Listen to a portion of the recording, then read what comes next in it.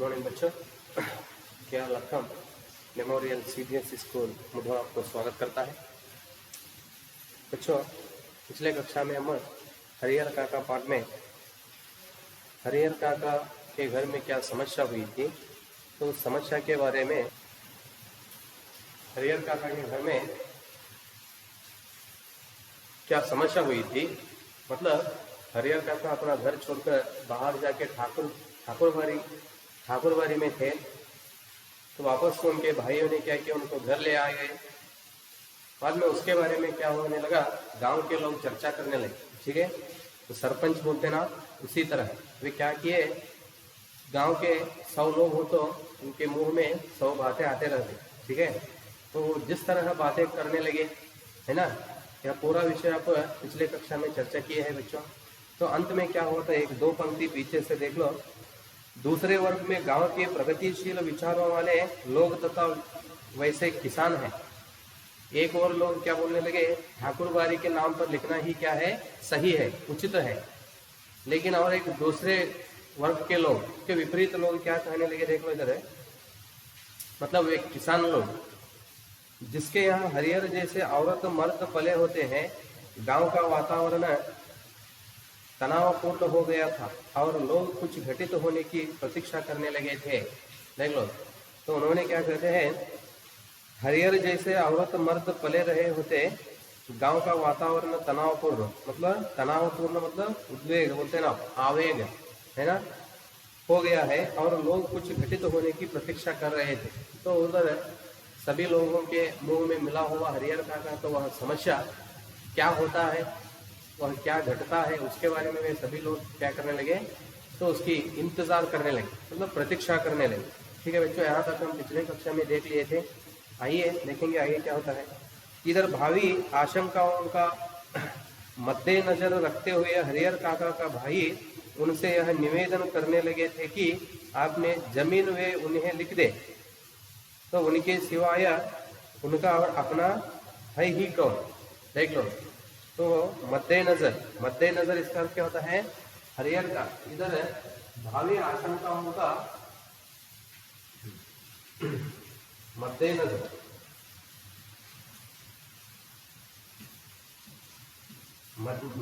इसका अर्थ है न्याय या विचार दृष्टि, न्याय या विचार दृष्टि से,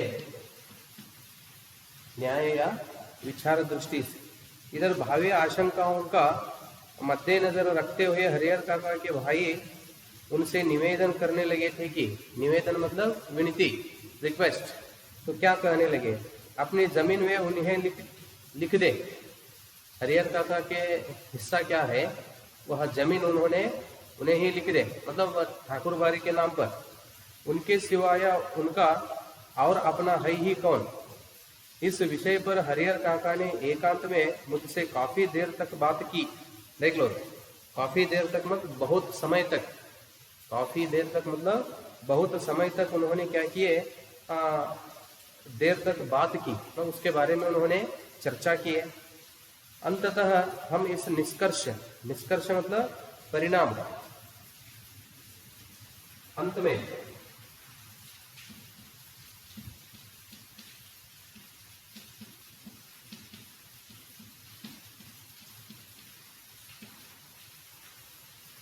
अंततः हम इस परिणाम पर पहुंचे कि जीते जी अपनी जायदाद का स्वामी किसी और को बनाना ठीक नहीं होगा। अंत में मतलब यह सभी न्याय होने के बाद, सभी लोग उसके बारे में चर्चा करने के बाद अंत में उन्होंने क्या किए, एक निष्कर्ष, मतलब यह सब विषय के परिणाम देखकर अंत में उन्होंने एक फैसला किए, मतलब अंत में एक निर्धार किए। क्या निर्धार किए, देख लो, कहते हैं जीते जी मतलब अभी जिंदा है ना इस समय, जीते जी मतलब जीवन चलाते समय अपनी जायदाद मतलब अपनी वह संपत्ति, ठीक है, आस्ति ಅಂತ ಹೇಳ್ತಾರಲ್ಲ, अपनी जायदाद का स्वामी किसी और को बनाना ठीक नहीं होगा।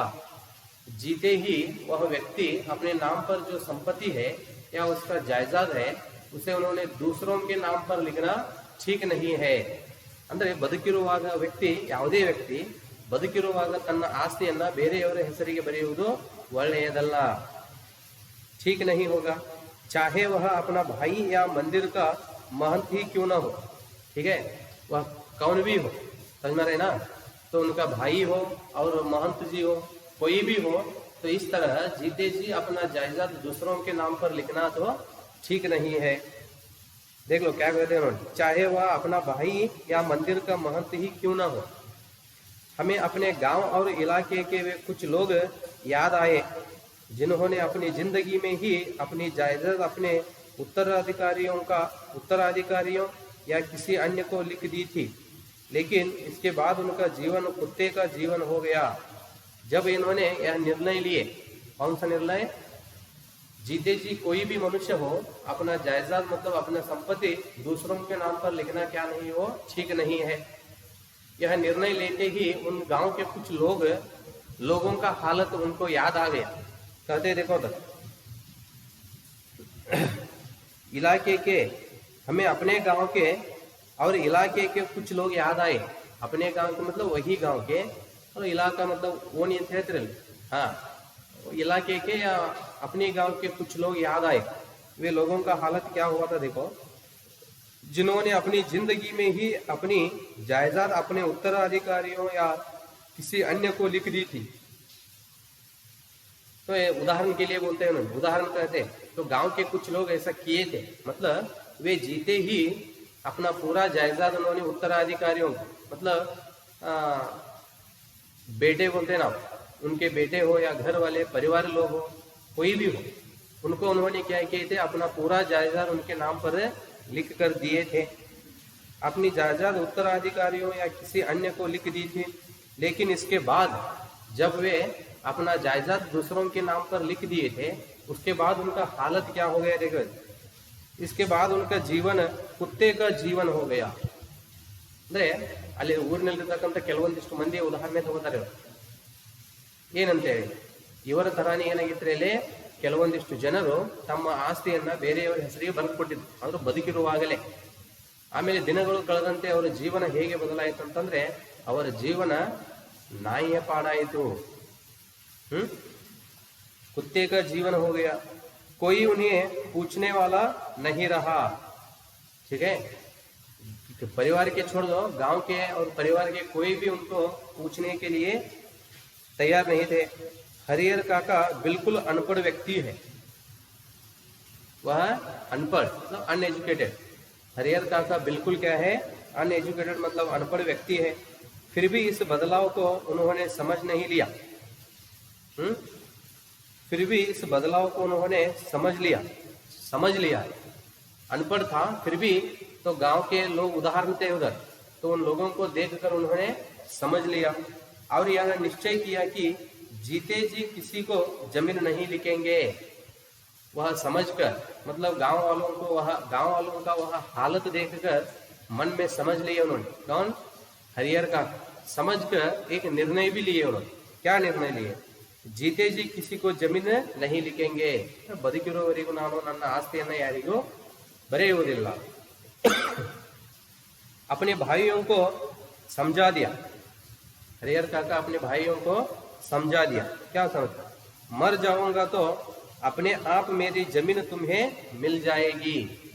मैं मरने के बाद मुझे पीछे कोई नहीं है, बेटे नहीं, कोई मुझे संतान नहीं है और मेरे पत्नियां नहीं है, ऐसे मेरे रिश्तेदार कोई नहीं है, सिर्फ कौन है, आप हो। तो इसलिए उन्होंने एक अंतिम निर्णय लेता है और अपने भाइयों को समझाता है। क्या समझाता, मैं मरने के बाद या मैं मर जाऊंगा तो अपने आप मेरी जमीन तुम्हें मिल जाएगी, जमीन लेकर तो जाऊंगा नहीं। ठीक है, मैं मरने के बाद या मेरा मृत्यु होने के बाद मेरा जो संपत्ति है वह अपने आप आपको मिल जाएगा, तो मैं उनको वह जायदाद में साथ नहीं ले जाऊंगा, इसलिए लिखवाने की क्या जरूरत। ठीक है, तो मैं मर जाने के बाद वह अपने आप आपको मिल जाता है, तो इसलिए मैं जीते ही आपके नाम पर लिखना क्या जरूरत है, मैं नहीं लिखूंगा। तो इस तरह उन्होंने निर्णय लिए। उधर महंत जी की हरिहर काका की तो हमें रहने लगे। देखो उधर महंत जी भी हरिहर काका की तो हमें रहने लगे। तो हम मतलब खोजना, ढूंढना।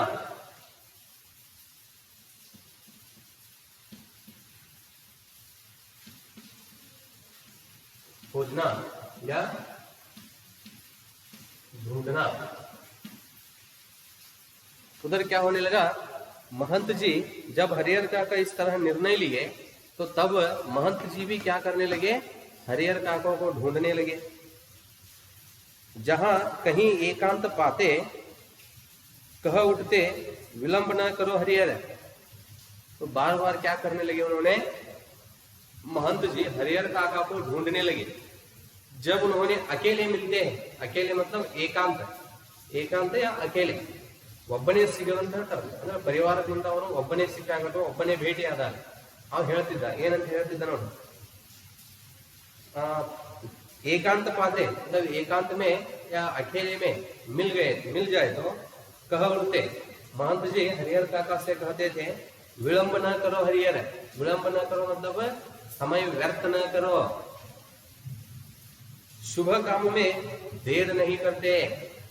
शुभ कार्य मतलब वो जायदाद को मंदिर के नाम पर लिखना, ठाकुर बाड़ी के नाम पर लिखना तो क्या है, शुभ कार्य है। तो ऐसे शुभ कार्य करने में लोग व्यर्थ, समय व्यर्थ नहीं करते। चलकर ठाकुर बाड़ी के नाम जमीन बय कर दो। ठीक है, चलकर मतलब आप क्या करना है, यह एक अच्छा कार्य है, यह करने में आप देर मत करो। ठीक है, चलकर मतलब जाकर क्या करना है, तो ठाकुर बाड़ी के नाम पर बय कर दो। वसीयत, वसीयत भय मतलब वसीयत, हैंड ओवर बोलते ना।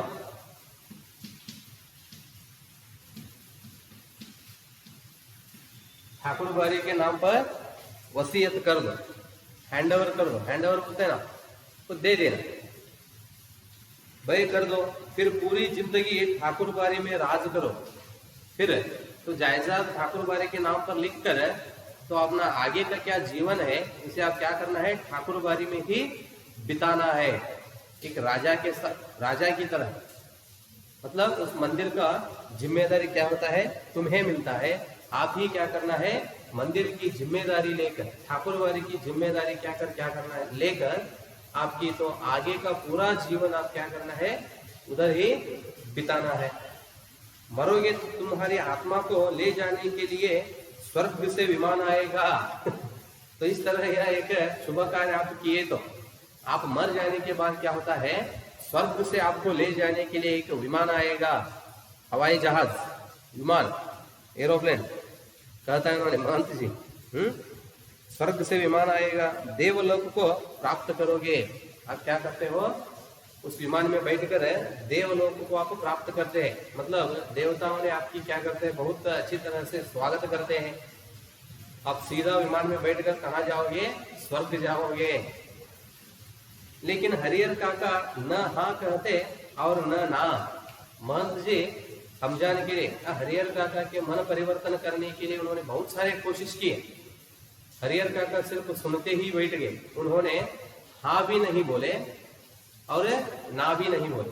मतलब ಹೂನು ಅಂತ ಹೇಳಿಲ್ಲ, ಹೂನು ಅನ್ಲಿಲ್ಲ, ಎಷ್ಟೇ ಹೇಳ್ತಾ ಇದ್ರು ಸಹಿತ ಹಾಗೆ ಕೇಳುತ್ತಾ ಸುಮ್ಮನೆ ಕುಳಿತುಕೊಂಡ್ಬಿಟ್ರು, ಹೂನು ಅನ್ಲಿಲ್ಲ, ಹೂನು ಅನ್ಲಿಲ್ಲ। हरिहर काका न हाँ कहते और न ना कहकर वे महंत जी को दुखी करना नहीं चाहते थे। नहीं मतलब मैं नहीं लिखता, ठाकुर बाड़ी के नाम पर जायजा नहीं लिखता, इस तरह कहकर महंत जी को दुखी करना उन्होंने नहीं चाहते। कौन, हरिहर का। क्योंकि उन्होंने नहीं क्यों कहना चाहते थे, देख लो कहते उधर, क्योंकि भाई के परिवार से जो सुख सुविधाएं उन्हें मिल रही थी वे महंत जी की कृपा से ही। उन्होंने महंत जी को नहीं कहने के लिए मन तैयार नहीं था, क्योंकि हरिहर काका के घर में अब जो सुख सुविधाएं मिल रहे हैं यह सभी, इसका कारण, इसके बदलाव का कारण कौन है, महंत जी है। ಅಂದ್ರೆ ಹರಿಹರ ಕಾಕರ ಮನೆಯಲ್ಲಿ ಬದಲಾವಣೆಗೆ ಕಾರಣ ಯಾರಾಗಿದ್ರು, महंत जी ಆಗಿದ್ರು। ಬದಲಾವಣೆ ಅಂತಂದ್ರೆ ಅವರನ್ನ ಚೆನ್ನಾಗಿ ನೋಡ್ತಾ ಇದ್ರಿ. ಯಾರಂದ್ರೆ ಹರಿಹರ ಕಾಕನ. ಈ ರೀತಿಯಾಗಿರ್ತಕ್ಕಂಥ ವ್ಯವಸ್ಥೆಗೆ ಕಾರಣ ಯಾರಾಗಿದ್ರು? महंत जी. ಆ ಕಾರಣಕ್ಕಾಗಿ ಅವರ ಮನಸ್ಸಿಗೆ ದುಃಖ ನೀಡಲು ಅವರಿಗೆ ಮನಸ್ಸಿರಲಿಲ್ಲ. चाहते थे क्योंकि भाई के परिवार से जो सुख सुविधाएं उन्हें मिल रही थी वे महंत जी की कृपा से ही, और हाँ तो उन्हें कहना है नहीं, क्योंकि अपनी जिंदगी में अपनी जमीन उन्हें किसी को नहीं लिखनी, लेकिन नहीं कहने से वे दुखित होते हैं.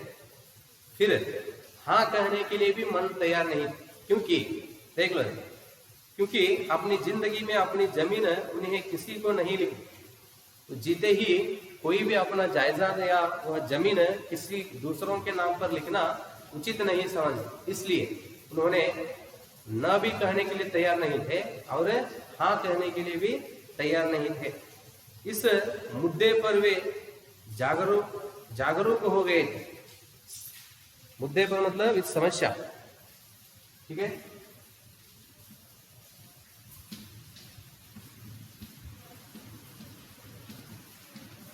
इस समस्या पर उन्होंने जागरूक हो गए. जागरूक मतलब अलर्ट बोलते हैं ना, जागृत होना.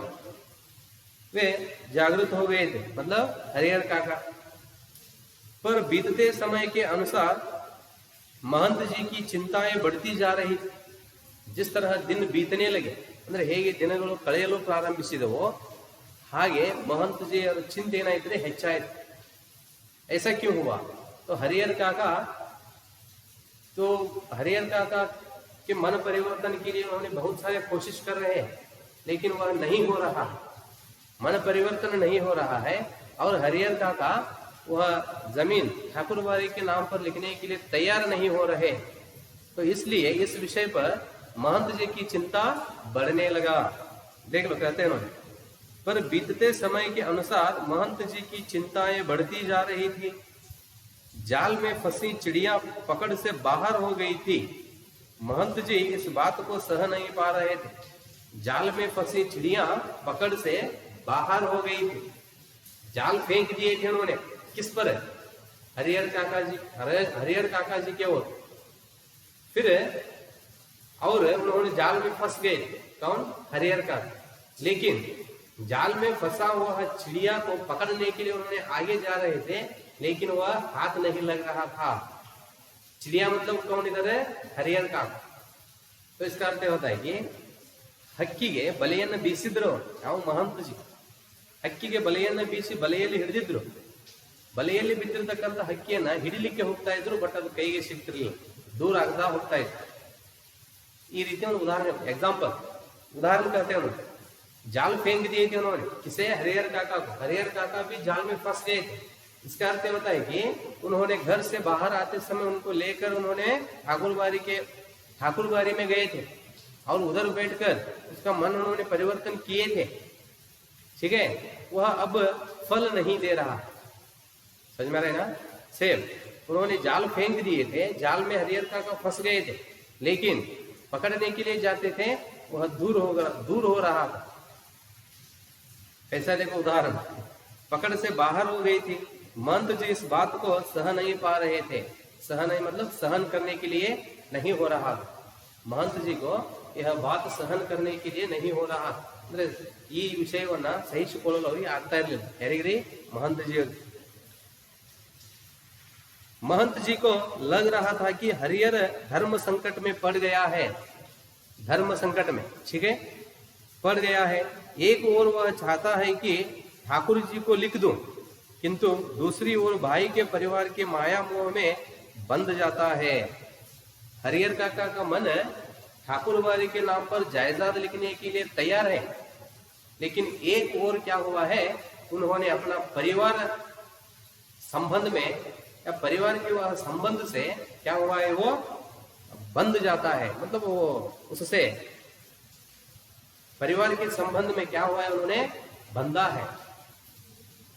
ಒಂದು ಕಡೆ ಅವನ ಮನಸ್ಸು ಠಾಕುರಬಾಡಿ ಹೆಸರಿನಲ್ಲಿ, ದೇವಸ್ಥಾನದ ಹೆಸರಿನಲ್ಲಿ ಆಸ್ತಿಯನ್ನು ಬರಲಿಕ್ಕೆ ತಯಾರಿದೆ. ಆದ್ರೆ ಇನ್ನೊಂದು ಕಡೆ ಏನಾಗಿದೆ, ಆ ಪರಿವಾರದ ಒಂದು ಸಂಬಂಧ, ಕುಟುಂಬದ ಒಂದು ಸಂಬಂಧದಲ್ಲಿ ಅವೇನಾಗಿದೆ ಅಂದ್ರೆ ಬಂದಿಯಾಗಿದ್ದಾನೆ. ಅದಕ್ಕೋಸ್ಕರ ಅವನ ಮನಸ್ಸು ಮಾಡ್ತಾ ಇಲ್ಲ. ಹೇಗೋದ. किंतु दूसरी ओर भाई के परिवार के माया मोह में बंध जाता है। इस स्थिति में हरिहर काका अपहरण कर जबरदस्ती उससे लिखवाने की अतिरिक्त दूसरा कोई विकल्प नहीं। अंत में उन्होंने देख लो एक निर्णय पाता है, एक निर्णय लेता है। कौन है? महंत जी। क्या निर्णय लेते हैं? हरिहर काका को क्या करना है? अपहरण करना है। अपहरण मतलब किडनैप, ठीक है, किडनैप करना है। हरिहर काका को किडनैप करके मतलब अपहरण कर जबरदस्ती उससे लिखवाने के अतिरिक्त दूसरा कोई विकल्प नहीं है। उसे क्या करना है? हम किडनैप करके जबरदस्ती से लिखवाने के अलावा और एक दूसरा उपाय नहीं है। ಕೊನೆಗೆ ಒಂದು ನಿರ್ಧಾರ ಮಾಡ್ತಾನೆ, ಏನ್ರಿ, ಹರಿಹರ ಕಾಕನನ್ನ ಕಿಡ್ನಾಪ್ ಮಾಡಿ ಅವನ ಕೈಯಿಂದ ಒತ್ತಾಯಪೂರ್ವಕವಾಗಿ ಬರೆಸಿಕೊಳ್ಳುವುದನ್ನ ಬಿಟ್ರೆ ಬೇರೆ ಒಂದು ಕೆಲಸ ಅಥವಾ ಬೇರೆ ಯಾವುದೇ उपायविಲ್ಲ। लिखवाने की अतिरिक्त दूसरा कोई विकल्प नहीं। बाद में हरिहर काका स्वयं राजी हो जाएगा। इस तरह हुआ तो क्या होता है? बाद में हरिहर काका अपने आप हो क्या होता है? राजी हो जाएगा। राजी होना मतलब वह समस्या क्या होता है? दूर हो जाता है। तो इस तरह महंत जी सोचते हैं। देख लो बच्चों आगे क्या होता है। महंत जी लड़ाकू और दबंग प्रवृत्ति के आदमी थे। लड़ाक मतलब योद्धा,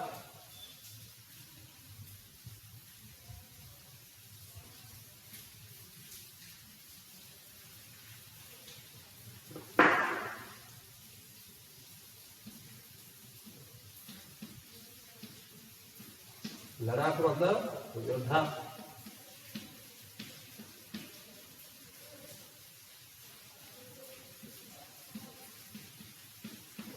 दबंग मतलब प्रभावशाली।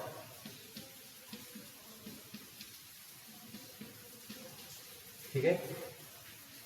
महंत जी लड़ाकू और दबंग प्रवृत्ति के आदमी है।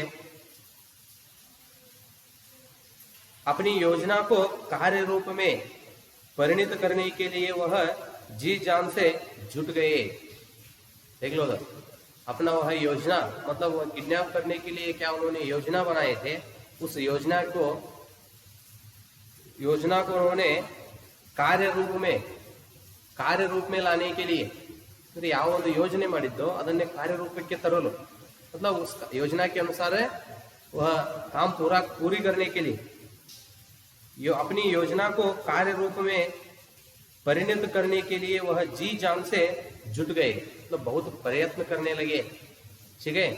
जी जान से जुट जाना मतलब उन्होंने बहुत कोशिश मतलब बहुत प्रयत्न करने लगे।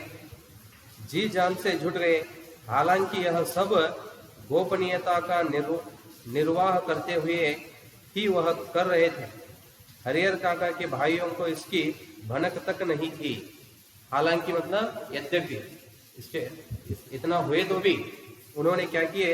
यह सब गोपनीयता का निर्वाह। गोपनीयता मतलब मुक्त में ಗೌಪ್ಯ ಅಂತ ಹೇಳ್ತಿರಲ್ಲ, ಯಾರಿಗೂ ಗೊತ್ತಾಗದ ಹಾಗೆ ತುಡಿಗಿಂದ ಮಾಡೋದು ಅಂತ ಹೇಳ್ತಿರಲ್ಲ। हाँ ठीक है। देखो सब गोपनीयता का निर्वाह करते हुए ही वह कर रहे थे।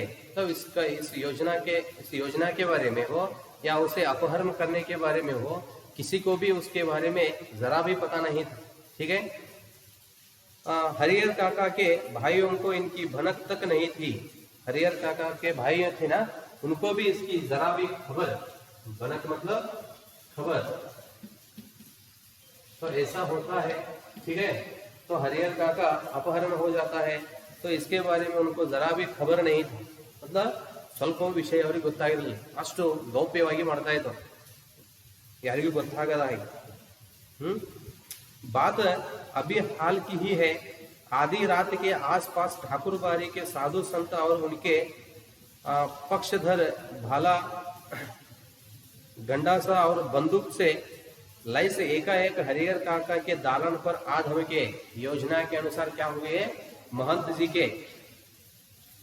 के सेवक लोग थे ना, और मंदिर के सेवक लोग, समझ में आ रहे ना, संत साधु संत लोग और पक्षधर मतलब हरिहर का महंत जी के पक्ष में होने वाले, हरिहर का महंत जी और ಜೊತೆಗಿರತಕ್ಕಂತವರು और ಪಕ್ಷದಲ್ಲಿರತಕ್ಕಂತವರು पक्षधर भाला गंडासा और ये सभी बंदूक से लैस एकाएक हरिहर काका के दालान पर आ धमके। हरिहर काका को उन्होंने अपहरण करने के लिए हरिहर काका के कमरे में घुस गए। हरिहर काका के भाई इस अप्रत्याशित, देखो अप्रत्याशित मतलब आकस्मिक, सडनली आकस्मिक हमले के लिए तैयार नहीं थे। तो ऐसा लोग भाई को अपहरण करने के लिए आते हैं तो उन्हें रुकने के लिए हम तैयार होना चाहिए। इस तरह उनको जरा भी विषय पता नहीं था, ये सडनली मतलब अकस्मात हुआ था। उन्होंने इसके सामना करने के लिए उन्होंने तैयार नहीं थे। इससे पहले कि वे जवाबी कार्यवाही करें और गुहार लगाकर अपने लोगों को जुटाए। जवाबी मतलब, ठीक है बच्चों यहाँ तक होने दो। जवाबी मतलब जवाब संबंधी जवाब दे दो, तो उनको ಉತ್ತರ देने के लिए ಪ್ರತ್ಯುತ್ತರ ಕೊಡೋದು ಅಂತ ಹೇಳಿದ್ರಲ್ಲ, ಅವರು ಇವ್ರ ಮೇಲೆ ಅಟ್ಯಾಕ್ ಮಾಡಿದ್ದಾರೆ, ಅವ್ರ ಜೊತೆಗೆ ಹೋರಾಡತಕ್ಕಂಥ ಒಂದು ರೀತಿ ಅಂದ್ರೆ ಜವಾಬಿ ಕಾರ್ಯವಾಹಿ मतलब काम, ಅವರು ನೀಡಿರ್ತಕ್ಕಂಥ ಉತ್ತರಕ್ಕೆ ಪ್ರತ್ಯುತ್ತರ ಕೊಡುವಂತ ಒಂದು ಕೆಲಸಕ್ಕೆ ಅವರು ತಯಾರಿರಲಿಲ್ಲ। ಯಾರೋ हरिहर काकाನ सहोदर। तो अब क्या है पद है ये प्यारा, फिर कल में और एक बार देखेंगे बच्चों। क्या यहाँ तक है तो आज का विषय हम समाप्त करेंगे। बच्चों हरिहर काका को उन्होंने अपहरण करने के बाद, महंत जी के वो पक्षधर के लोग हरिहर काका को अपहरण करने के बाद वे कहाँ ले जाते हैं और उसका परिणाम क्या होता है, हरिहर काका का मन बदलता है या नहीं, यह सब आगे का विषय हम अगले कक्षा में देखेंगे बच्चों। धन्यवाद।